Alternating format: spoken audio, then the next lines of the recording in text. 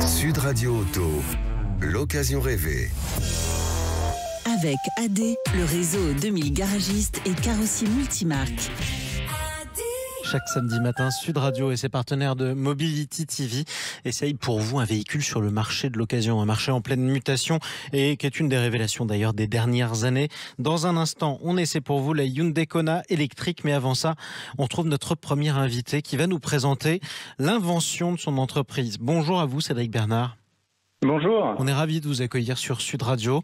Vous êtes le cofondateur de Proof Station. Alors écoutez bien, chers amis qui nous suivez sur Sud Radio, parce que c'est assez génial. C'est un portique dans lequel vous faites passer votre voiture et au lieu de la nettoyer, eh bien, ça vous donne le prix, ça estime le prix de votre voiture. Est-ce que c'est bien décrit ou pas, Cédric Bernard ?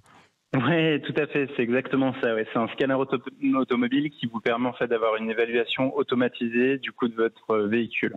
Comment ça fonctionne ?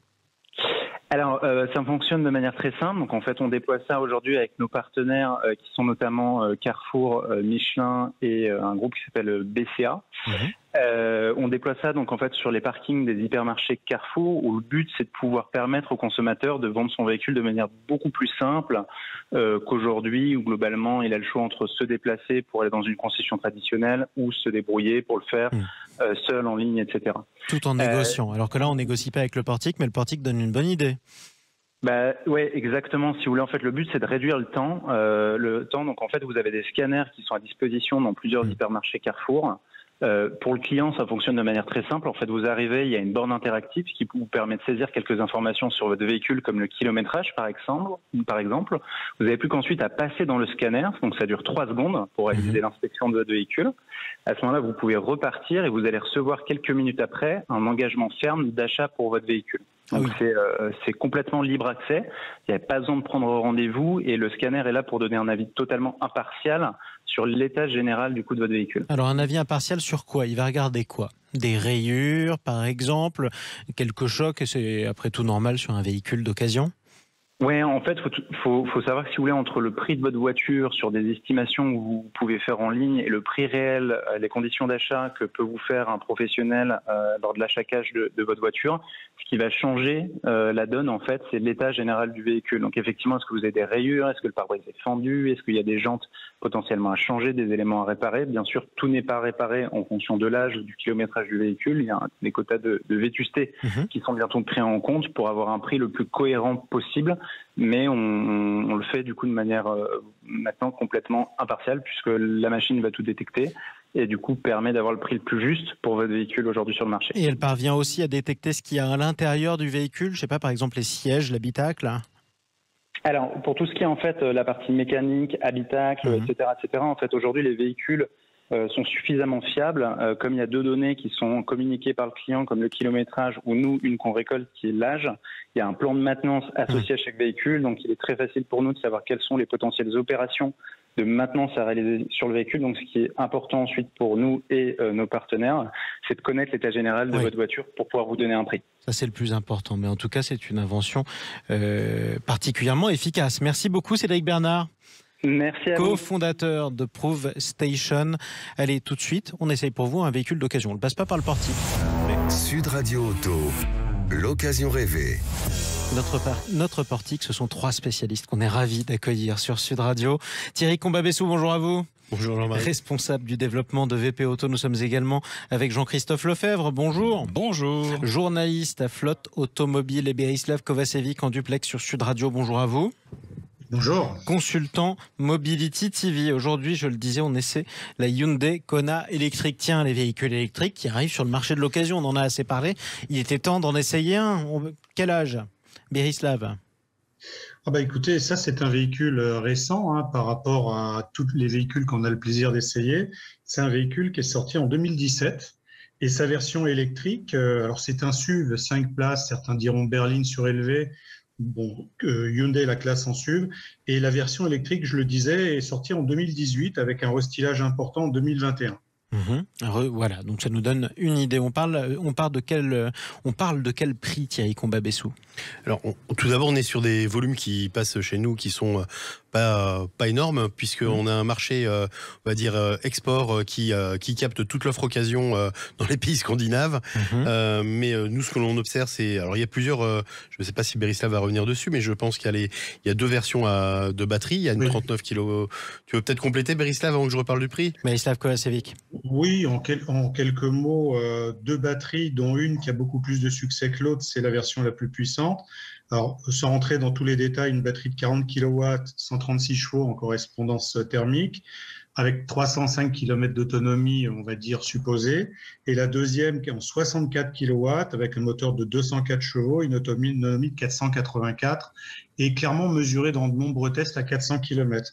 2/3 des ventes, parce qu'une des bonnes performances, 8 secondes de 0 à 100, vitesse maxi largement suffisante. C'est vraiment le best-seller de Hyundai, qui est un peu seul sur ce marché, parce que à part la Zoé, les Tesla dont les prix s'envolent, on n'a pas beaucoup d'offres équivalentes entre, même si c'est en neuf à 40 000, 45 000 euros, on n'a pas beaucoup d'offres équivalentes sur le marché. Effectivement, donc elle est seule sur ce marché. Oui. Jean-Christophe Lefebvre. Oui, alors j'ajouterais qu'effectivement, c'est vraiment la version la plus puissante qui, en prix du neuf, nécessite quand même 5 000 euros de plus, donc ça se retrouve forcément en occasion. Il y a un différentiel de prix entre les deux puissances et les deux batteries, mais c'est la première voiture que moi j'ai pu réellement essayer avec une telle autonomie, c'est-à-dire 400 km, on regarde plus son compteur en se disant mais où est-ce que je vais pouvoir, jusqu'où je vais aller, et il faut que je trouve une prise rapidement. Donc c'était vraiment la première qui désangoissait et il n'y avait plus l'angoisse de la globalement utilisable, quoi. Ah oui, parce qu'à l'époque, enfin toujours, non, la Zoé s'est rattrapée, mais celle-là, alors elle n'est pas assez âgée pour encore être suffisamment répandue, mais moi je l'achèterais les yeux fermés avec la grosse batterie. Néanmoins, la petite batterie qui permet de faire comme une Zoé par exemple, parce que c'est quand même pas c'est un crossover, c'est pas une grosse voiture, qui permet de faire les 300 km, ça peut être très très bien en seconde voiture, en urbain, périurbain ou en province quand on va de la gare au supermarché, à la maison et qu'on vient. Ne dites jamais en province devant quelqu'un qui a grandi en province, surtout sur à la campagne. Radio. Et non, alors oui, pour le coup, j'ai grandi à la campagne. C'est un noble mot. Et quoi qu'il en soit, justement, ça nous amène à l'utilisation de ce véhicule. Dans quelle zone on peut l'utiliser? Pour quel type d'usage il est fait, Berislav Kovacevic? La version la plus puissante, Jean-Christophe l'a bien rappelé, est ultra polyvalente. Ouais. C'est vrai que le seuil psychologique d'angoisse, alors ça a été mesuré dans des études commanditées par de nombreux constructeurs, le seuil psychologique d'angoisse, il est à 250 km d'autonomie. Quand vous commencez à en avoir 400, vous pouvez effectivement l'utiliser en premier véhicule dans toutes les conditions, parce que 400, ça vous emmène quand même assez loin, et vous pouvez admettre une recharge, par exemple, sur une prise puissante de 47 minutes seulement pour reprendre de l'autonomie. Alors, si vous êtes à la maison et que vous avez le temps, c'est 28 heures sur une prise domestique, mais la plupart de ces clients-là s'équipent d'une borne, on va dire, de moyenne capacité en 7 kg, et là, vous êtes à 9 heures. Oui. Donc, raisonnablement, c'est un véhicule qui vous emmène partout. Très polyvalent, ça a été dit. La présentation intérieure est beaucoup plus moderne depuis le restylage de 2021. C'est agréable, c'est bien fini. C'est toujours aussi fiable. Hyundai est couronné depuis plusieurs années comme l'un des constructeurs les plus fiables au monde. Vrai. Donc, c'est vraiment un véhicule qui monte en puissance, même en France, et qui est la 4e vente en France. Alors, attention aussi, quand on dit qu'il nous emmène partout toute l'année, c'est vrai, à 400 km. En revanche, c'est pas un véhicule pour le chassé-croisé qu'on a vécu il y a quelques semaines, il y a à peu près un mois, pour les grandes vacances où on passe du sud au nord ou du nord au sud. Ça, c'est encore autre chose. Quoi qu'il en soit, c'est un véhicule qui sera amené à prendre de plus en plus de place sur ce marché, ou pas, Thierry Combabessou? Oui, les batteries avec de la forte autonomie, ça nous permet d'avoir des véhicules qui satisfont de plus en plus d'usages. Pour revenir au prix, puisque c'était la question au départ, nous les versions qu'on observe le plus, c'est la version créative, que dans les deux niveaux de batterie, 39 kW ou 64 kW, et on les voit en moyenne à 26 000 euros pour 25 000 km pour la version petite batterie 39 kW, petite batterie entre guillemets, et pour la version 64 kW, on voit ça plutôt passer à 32 000 euros pour une moyenne de 20 000 km. Voilà ce qu'on observe. conserve. Et oui, ces véhicules-là sont amenés à...